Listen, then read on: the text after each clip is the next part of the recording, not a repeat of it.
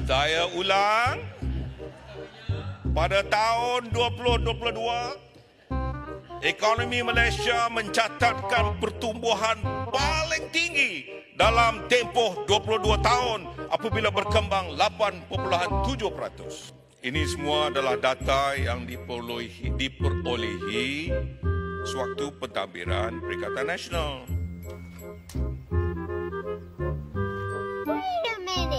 Saya agak tertarik apabila melihat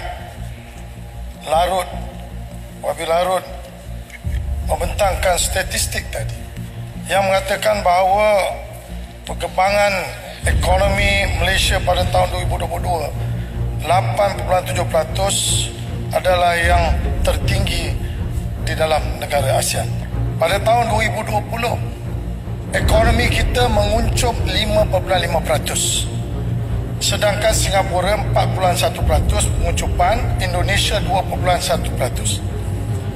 Kalau kita tengok tahun 2021, Malaysia hanya berkembang 3.1%. Tidak cukup untuk cover penguncupan yang berlaku pada tahun 2020. Tetapi negara Singapura berkembang 7.6%. Dia menguncup 4.1%, dia berkembang 76%. Begitu juga di Indonesia. Dia menguncup 12.1%, tetapi 2021 dia 3.7%. Dia sudah cover dia punya penguncupan 2020. Kita pada tahun 2021 masih belum recover kita punya 2021. Sebab itu apa yang kita lihat tadi 8.7% yang disebut oleh Yang Berhormat Larut itu adalah kerana low base effect.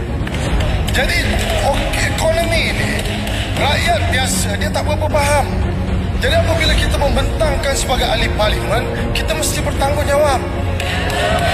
Saya nak beritahu Yang Berhormat Larut tadi, kalau kita tengok dari segi kadar pengangguran, apa yang berlaku kadar pengangguran pada tahun 2020, 2021, 2022, saya nak sebut sini 2021 kadar pengangguran negara meningkat 730,000, 4.6%. Kemudian 2022, hari ini kalau kita tengok kadar pengangguran jatuh balik 581, iaitu 3.4%. Statistik lain yang saya nak kongsi, kadar hutang meningkat 1.5 trilion. Indeks bursa jatuh daripada 1,860, jatuh 1,531, jatuh 1,219, sekarang ini 1,448. Sebenarnya apabila kita cerita soal ekonomi, kita kena tengok figure-figure ini secara keseluruhan dan bukan peak and choose.